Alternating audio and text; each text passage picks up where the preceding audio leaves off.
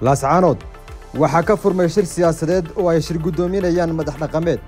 shir ay ku midaysan yihiin madax dhaqameedka deegaanada ay ugu mudan yihiin laascaanood iyo Buuhoodle shirkan ayaa maalmihii la soo dhaafay la dhiraandhirinayay qabsoomidiisa waxaana maanta ugu dambeyn uu ka furmay magaalada laascaanood oo uu sababteeda ku yimi inkastoo uu soconayo muddo 3 maalmood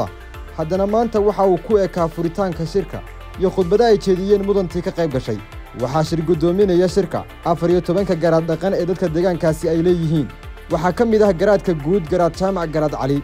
iyo garaad jaamac garaad saleebaan oo isagu gogasha fidiyay waa labada isin ee saameynta ugu badan ku yeelan doona shirka waana laba nin oo hore aad ugu kala fogaa masiirka siyaasadeed ee deegaankan uu yeelanayo haddase waxa ay fadhiyaan miis isku mid ah nuxurka qodobada ka soo baxa maaha kuwa laga hordhici karo waxaase la og yahay inay saameyn weyn ku leedahay Somaliland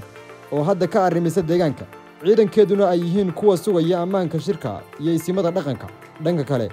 waxaa saaka shir isugu yimi wasiirro iyo saraakiil ciidan oo ka tirsan Somaliland kuwaas oo muddooyinkii ugu dambeeyay ku sugnaa laascaanood wararka ay helaysa shabakada miisaan ayaa sheegaya in shirka aanu saaka ka qayb gelin Cabdirasaaq Khaliif Axmed gudoomiyaha golaha wakiilada Somaliland oo intii uu joogay shir gudoominayay shirarka ay yeeshaan mas'uuliyiinta ku sugan laascaanood si kastaba Somaliland waxa ay ka xusul duubaysaa in shirkan ay ka soo baxaan qodobo dhaawac ku noqon kara jiritaanka Somaliland iyo joogitaankeeda deegaanadaas